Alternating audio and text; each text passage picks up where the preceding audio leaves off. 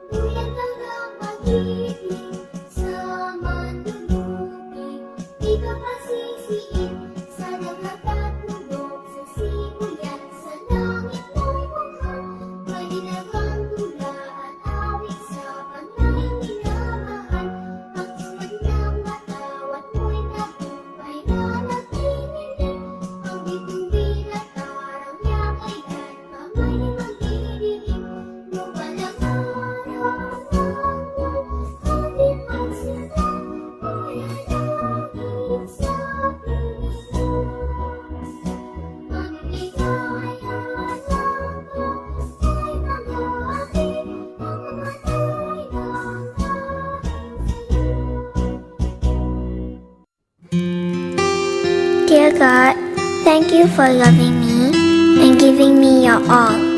When I grow up, I will still be serving you. I want to know you more. I want to love you more. I'll never forget you, Lord. In Jesus' name, amen.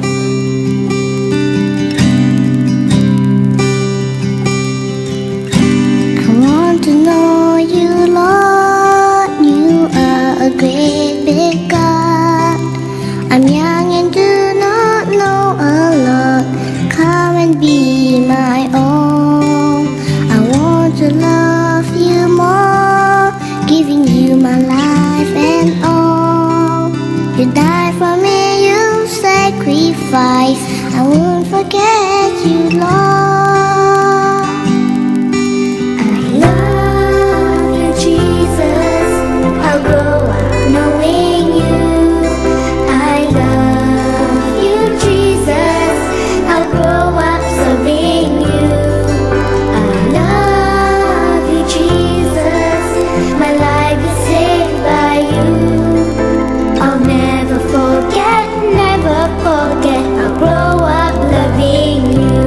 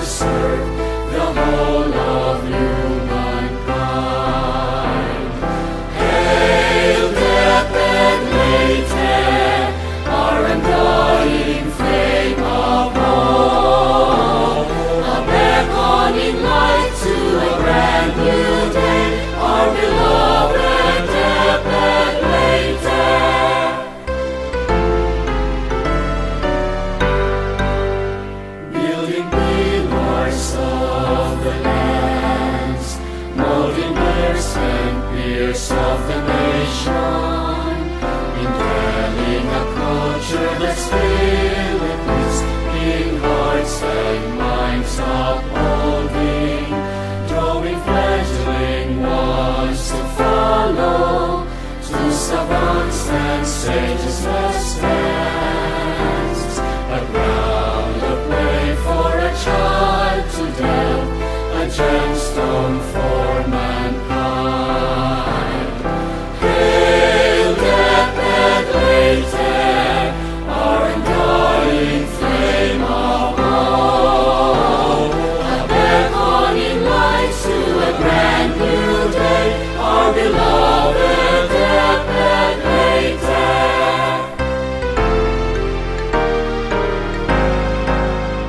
Parents, teachers, guardians find, hand in hand to one destination, to tear down the walls of ignorance, give spark to each child's calling.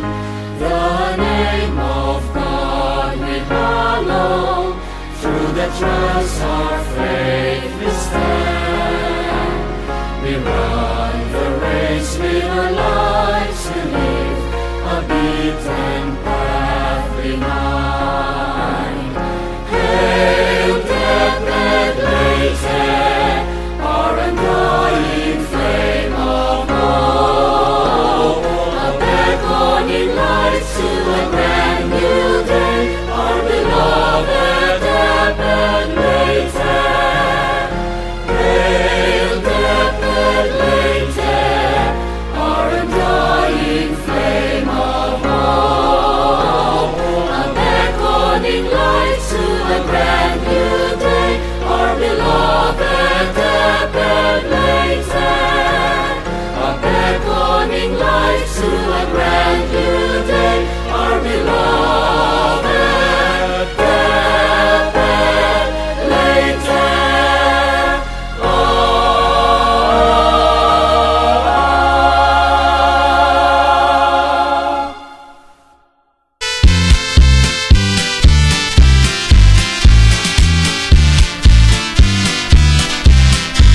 Pagkanindot nga handumon, kadto nga mga panahon.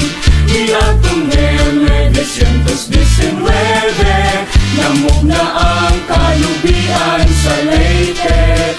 Ikaw ang lungsod na gulahan, sa produkto sa umahan ug kalagatan. Sa lubi ikaw masalunahan, maunga ikaw gitawag og Calubian.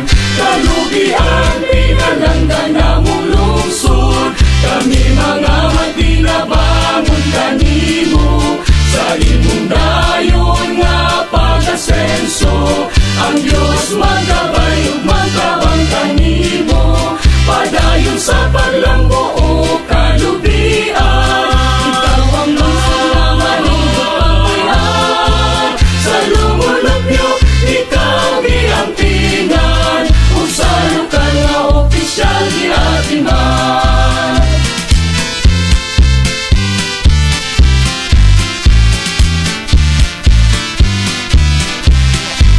Sa tribo o tersyero distrito, Calubian ikaw na ilhan na pag-ayo.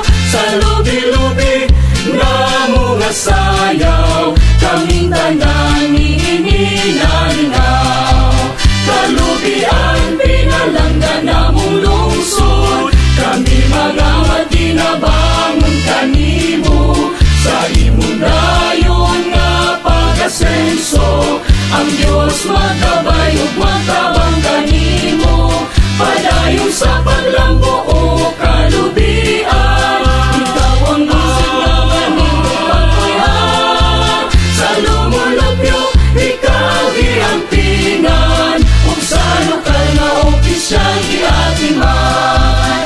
Sa pagpadayong paglambo sa Calubian, magmamulahan kita tanan.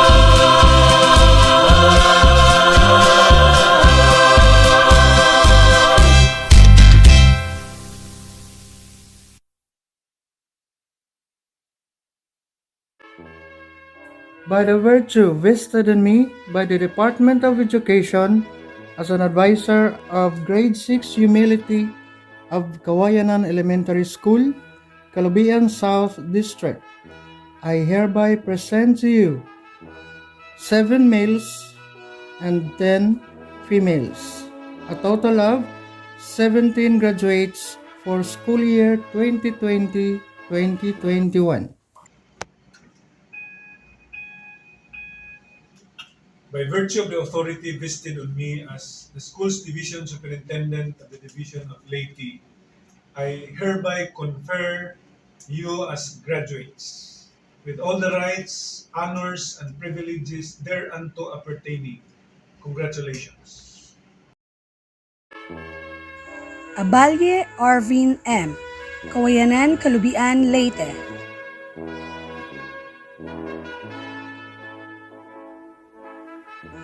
Beltran Mark Jedrick C.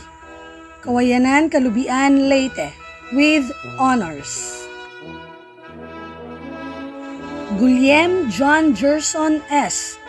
Kawayan Bugtong, Calubian, Leyte. Lovino Erbet M. Kawayan Bugtong, Calubian, Leyte, with honors. Madayag Vincent O. Kawayanan, Calubian, Leyte.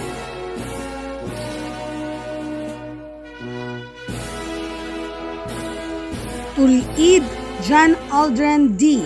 Kawayanan, Calubian, Leyte. Ibanez Jonathan C. Kawayanan, Calubian, Leyte.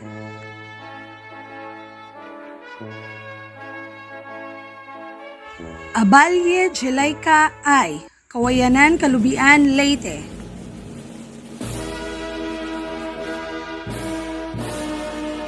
Ando Angel May D. Kawayanan, Calubian, Leyte.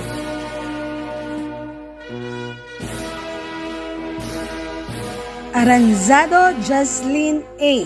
Tuburan, Calubian, Leyte.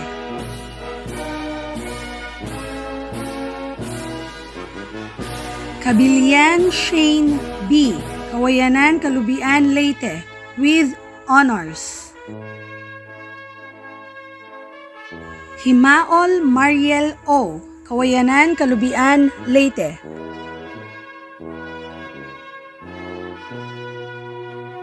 Hermoso Realin.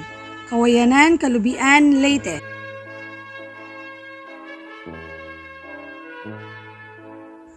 Intrepido Jayalin P. Kawayan Bugtong, Calubian, Leyte.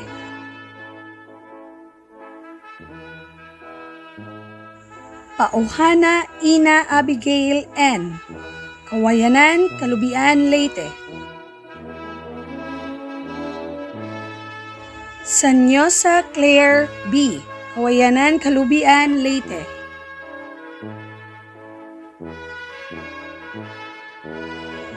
Villa Vicencio Ella S. Kawayanan, Calubian, Leyte. The graduates of school year 2019 and 2020. Abalye Arwin M.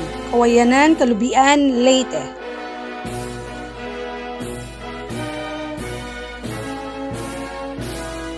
Abalye J.R.I. Kawayanan, Calubian, Leyte.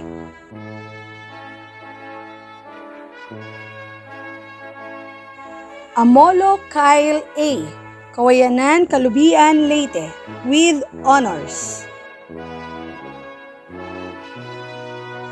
Bungkawil John Remuel R. Kawayanan, Calubian, Leyte.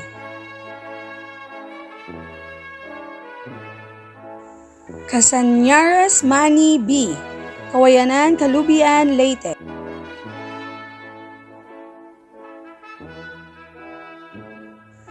Guillem Jerwin S. Kawayan Bugtong, Calubian, Leyte.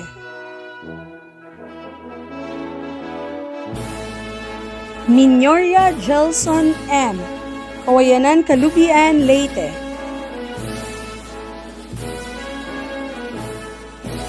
Olinares Jomar C. Kawayanan, Calubian, Leyte, with honors. Rubio Kent Braille B. Kawayanan, Calubian, Leyte.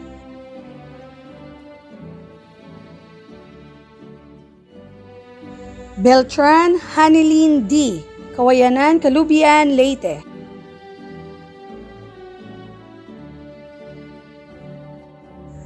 Benaro Wenzel P. Kawayanan, Calubian, Leyte.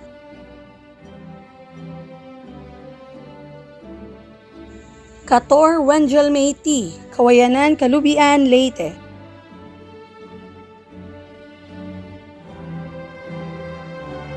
Dumagit Lara A. Kawayanan, Calubian, Leyte.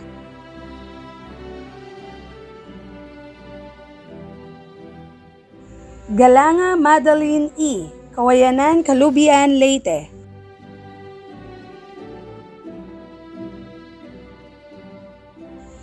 Hermoso Remelin, Kawayanan, Calubian, Leyte.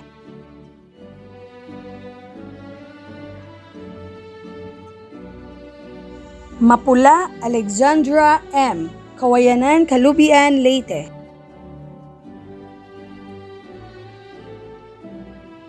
Roselio Janlirma R. Kawayanan, Calubian, Leyte. Saludar Kit Disney D. Kawayanan, Calubian, Leyte with honors.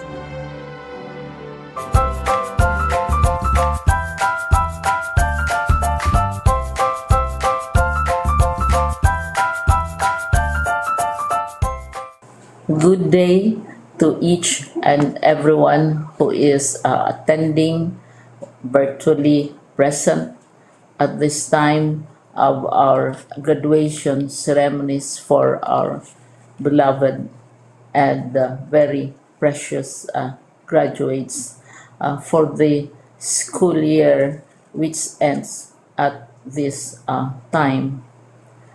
First of all, I'd like to greet the parents and family members without whose sacrifices, whose reminders, and whose participation in the learning process for our graduates have resulted in this culmination program.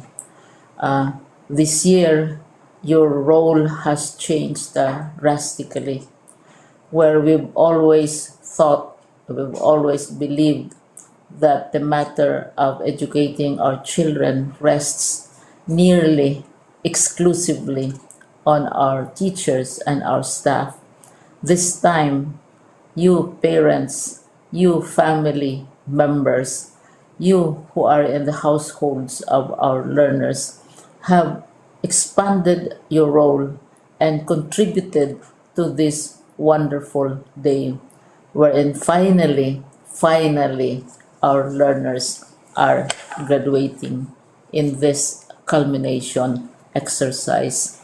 So congratulations, because this year has not been very easy, has not been a picnic for our teachers, for our family members, as well, especially the parents, mothers, fathers, sisters, brothers, and all who have contributed to the achievement of our learners at this time.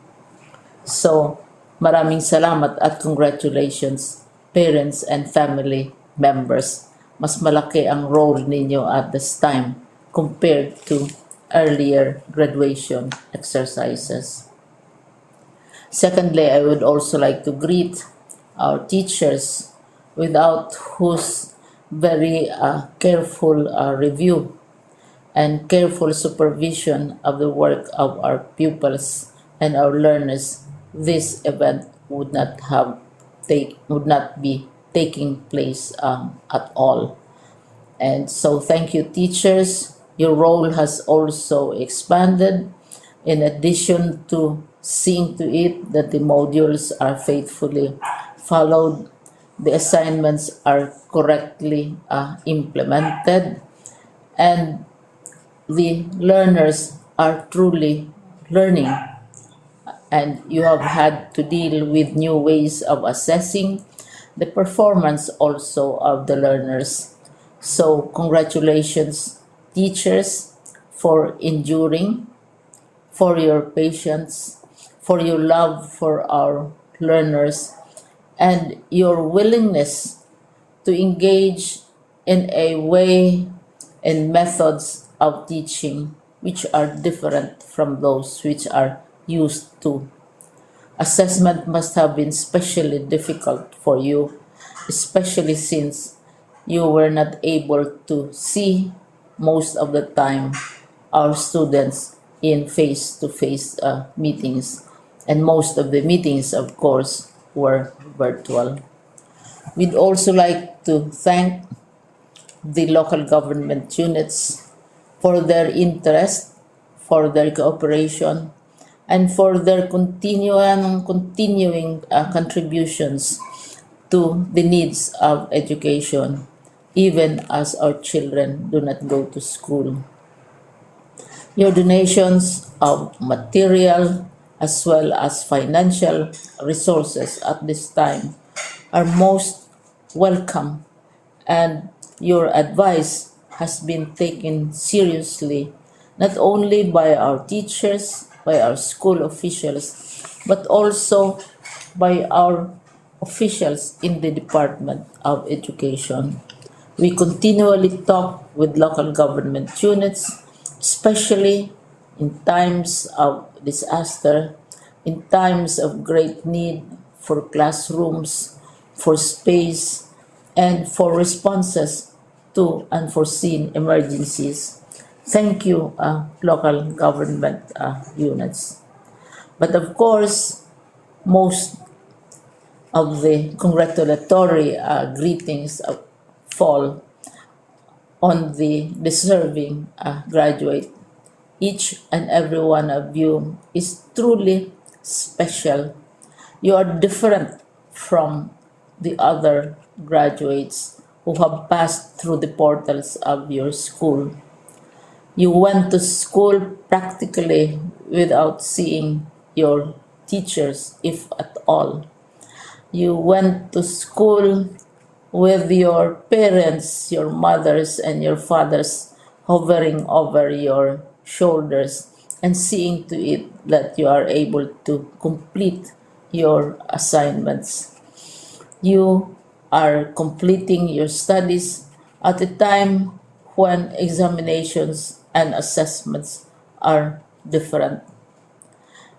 You are culminating these long months of hard work at this time, even as you have to do family chores, even as you are distracted, and even as your world has turned upside down, and it seems and it appears as if we don't know what the future holds and what will happen next. But you have persevered, and now you are ready to graduate. And therefore, you deserve each and every bit of congratulations from us in the Department of Education, from your parents and family members, your teachers, from the officials in local government, as well as in the parent teachers associations. You deserve each and every single congratulatory pat on your back, each hug virtually, of course, and each greeting, which I am sure you are also receiving virtually.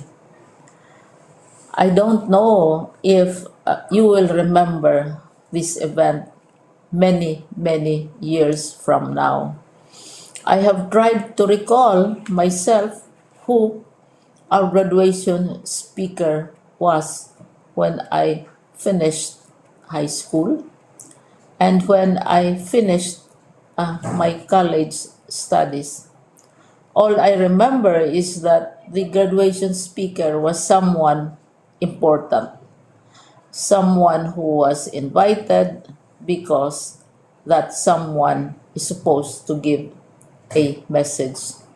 What was more important to us graduates at that time was the excitement of the celebrations, the happiness and the joy of our parents, the sadness of parting from our classmates and from our teachers, and the enjoyment of all the graduation events that usually take place come commencement day. When I was a college student, we had a series of events which were designed to embed in our minds, which were designed to help us remember and not forget our days in college. We would spend one whole day going around the campus, visiting the classrooms, saying goodbye to our teachers, and sharing memories. We would have bonfires to say goodbye to each other. We had baccalaureate services where we committed ourselves to God and we prayed for guidance when we go out into the world. So many celebrations, and the speaker, of course, is the least important and easily forgotten component of the graduation exercise.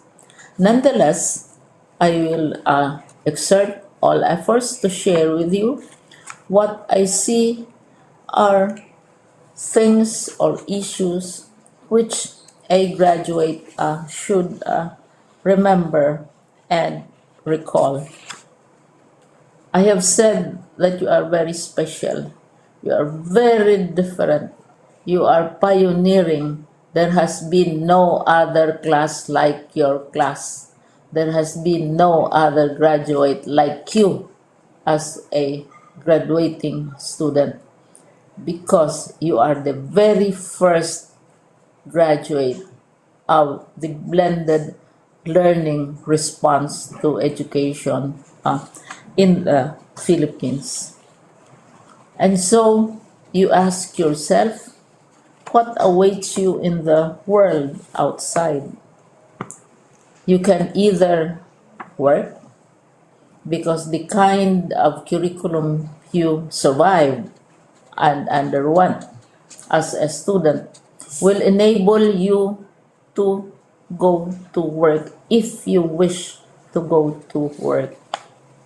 Some of you will proceed to further studies, and this would be a wonderful thing because there are many opportunities for further expanding your knowledge, for further answering and looking for explanations of issues, events that make you curious, especially in science, in technology, and also in the arts. So you can work, you can go to further studies, and perhaps some of you will settle down, hopefully not too soon, so you can pursue what you really want to do. So today, this is why we call this exercise a commencement exercise. It's not the end of our studies. It's not the end of all our efforts with blended learning, with modules, with floods, with earthquakes, and of course with COVID. It's a commencement of doors opening to you. More doors will be opened because you are a graduate. You can work, you can proceed for further studies, you can help your parents, and you can perhaps look for opportunities to do what you have always wanted to do, whether at work, whether at advanced studies, whether at learning more in science and technology, in mathematics, and in the arts. All of these opportunities are available to you More doors are being opened. I hope you will select the door which arouses your curiosity, the door which will help you know more about this world, and the door which will allow you to contribute to the development of our country and contribute whatever we can to solve our problems and our challenges. Congratulations once more to each and every one of you. Congratulations to you, parents and family members. Congratulations to you, teachers. When I was chair of the board of Silliman University, each time we had graduation ceremonies during the baccalaureate and during commencement itself, I would cry. I would cry because you are sending out into the world a new batch of graduates, and we want to be sure that what is awaiting them is appropriate. We want to be sure that they are ready for what awaits them when they select which door to open. And so, we tell you, go out to the world, do whatever you want to do. God be with you, and be assured that all of us love each and every one of you. Congratulations.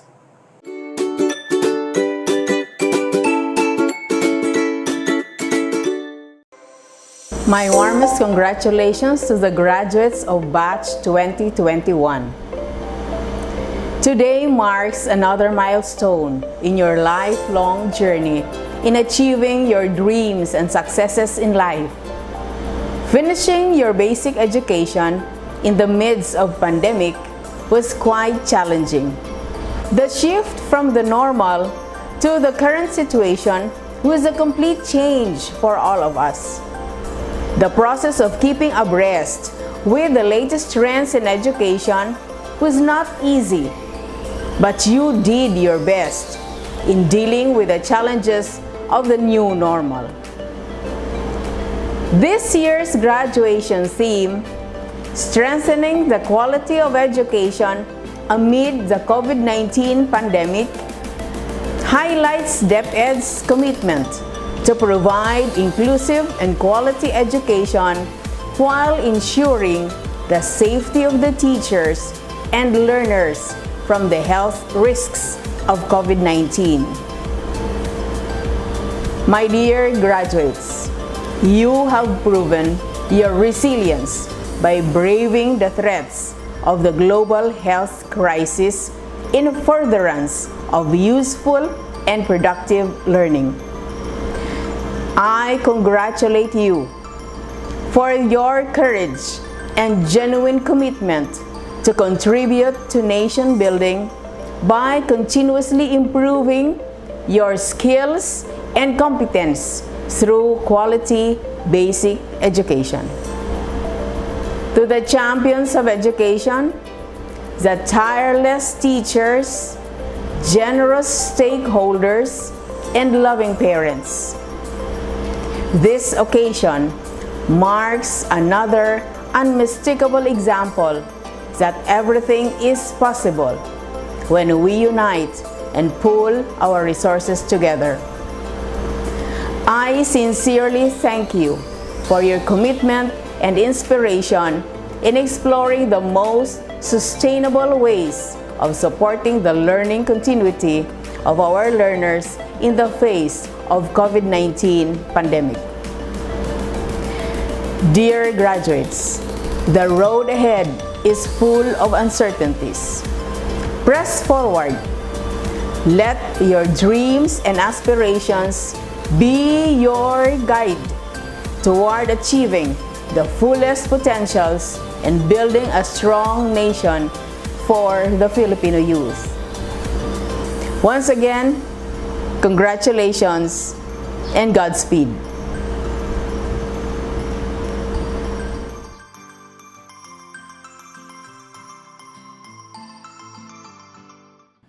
In 3 words, I can sum up everything I've learned about life. It goes on, says Robert Frost. To my dearest DepEd Leyte family, my utmost salutations and earnest congratulations. School year 2020-2021 is like no other school year.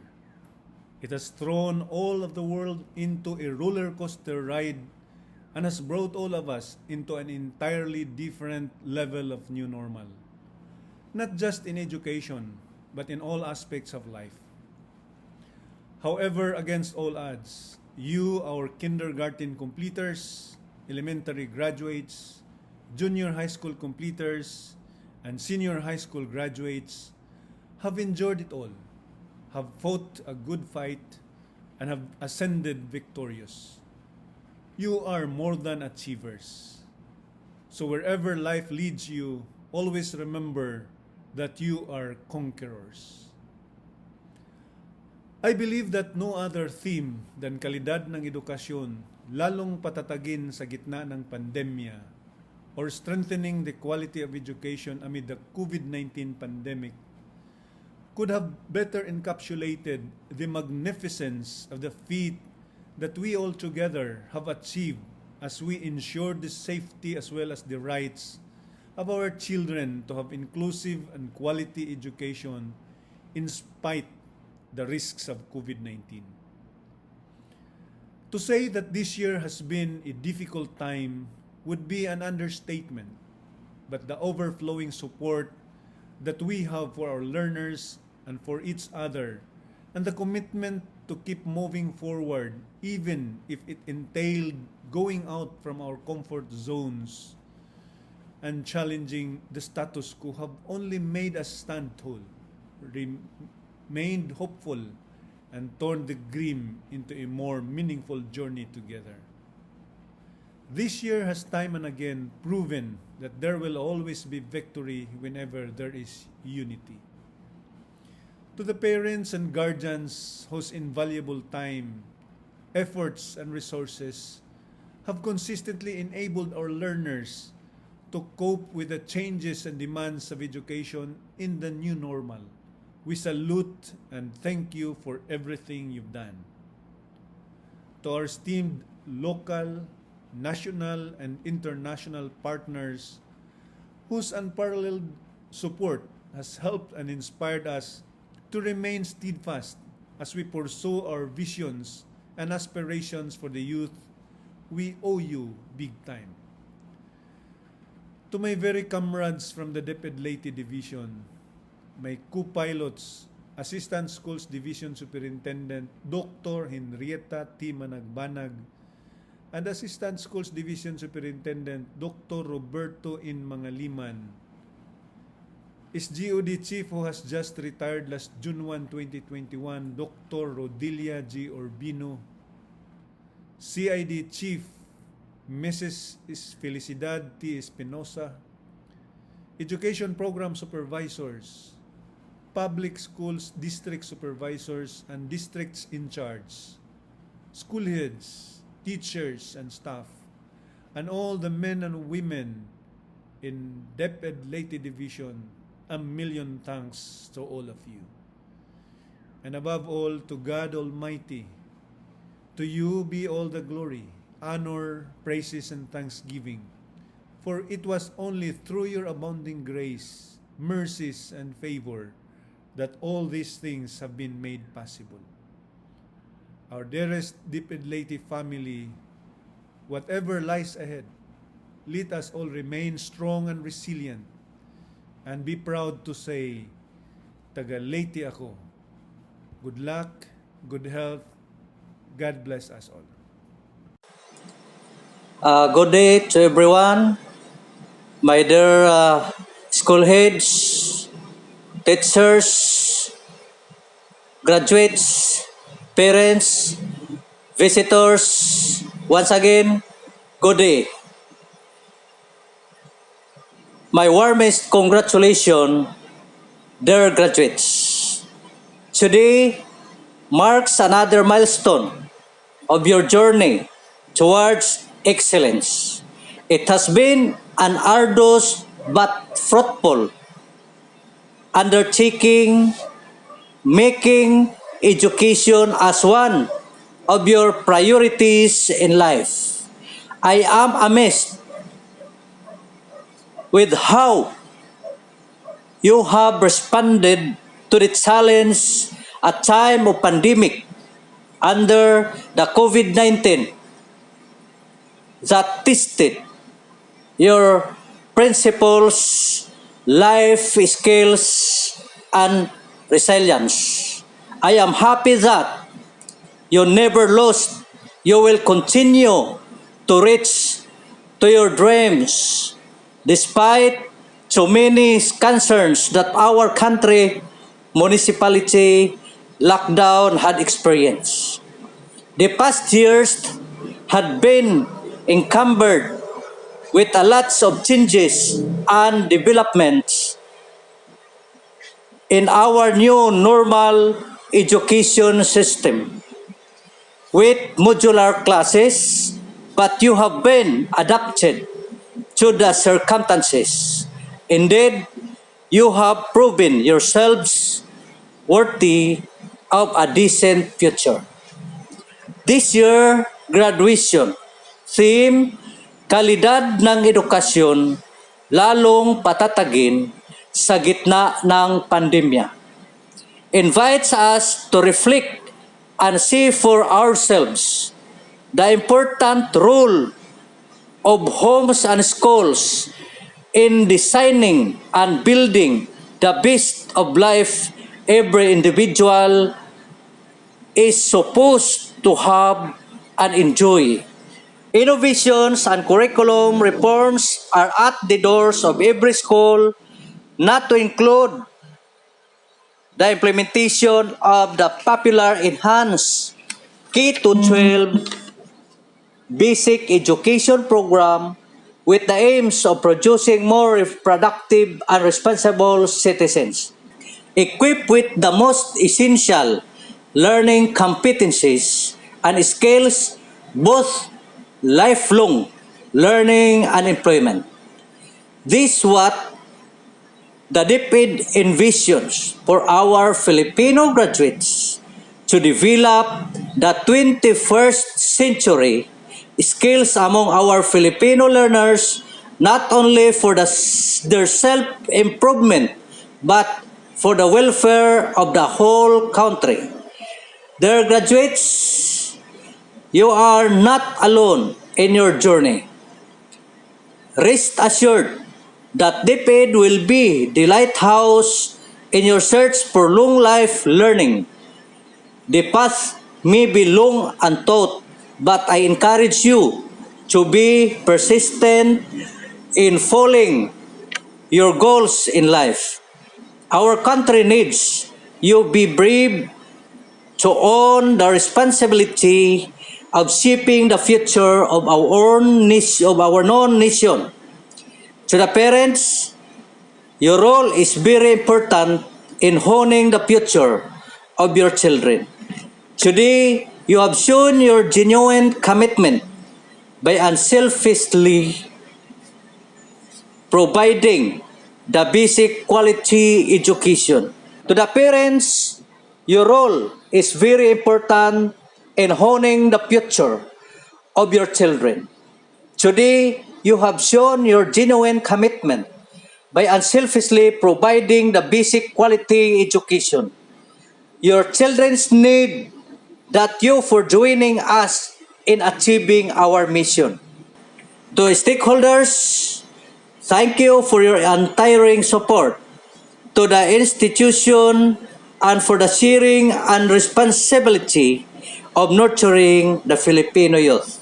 Graduates, as you receive the token of your endeavor, never forget to thank the people who have helped you along the way, the interest on your studies and success. Your parents, your teachers, and administration, and your community as well. These people taught all challenges in life that just to make things happen as it is today. Behind your school diploma is a summary of rainbow-like experiences with all the good Filipino around who push you up. You greatly deserve to receive it. Above all, never forget to thank God who is our ultimate provider. Let Him be your guides as you explore your dreams and achieve genuine success in your life. Once again, congratulations and God bless the Filipino graduates. Thank you. Once again, congratulations and God bless the Filipino graduates this school year 2020-2021 and mabuhay tayong lahat. By the virtue vested in me by the Department of Education as an advisor of Kindergarten Joy of Kawayanan Elementary School, Calubian South District, I hereby present to you 10 males and 9 females, a total of 19 completers for the school year 2020-2021. Abalye Alvin M., Kawayanan, Calubian, Leyte.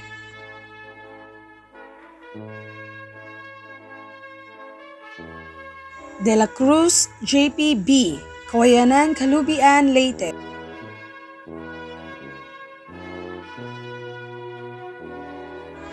Eleptico Gelson O., Kawayanan, Calubian, Leyte.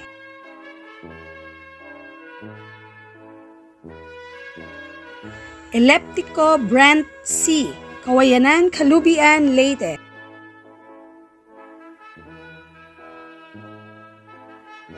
Mapa Filmar I., Kawayanan, Calubian, Leyte.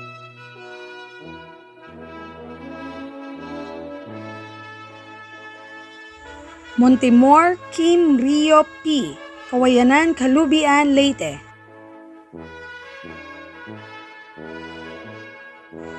Olila Jeffrey O., Kawayanan, Calubian, Leyte.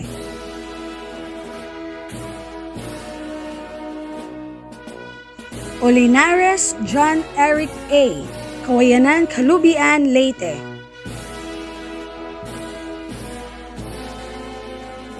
Sanyosa Fritz Daran B., Kawayanan, Calubian, Leyte.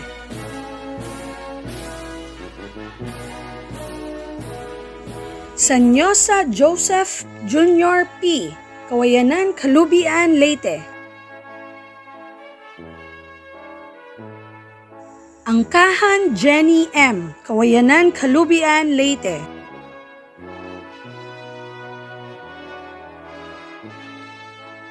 Cervese Jenicel Y., Kawayanan, Calubian, Leyte.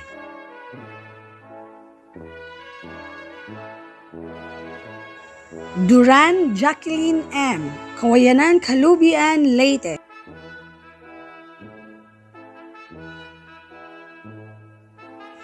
Guillem Lilian D., Kawayanan, Calubian, Leyte.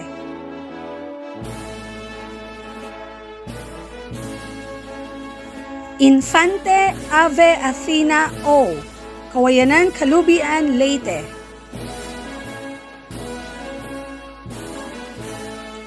Laurente Angela H., Kawayanan, Calubian, Leyte.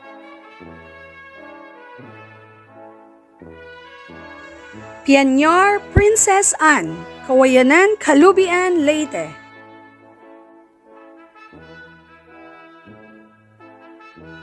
Cerbese Casey Ann P., Kawayanan, Calubian, Leyte.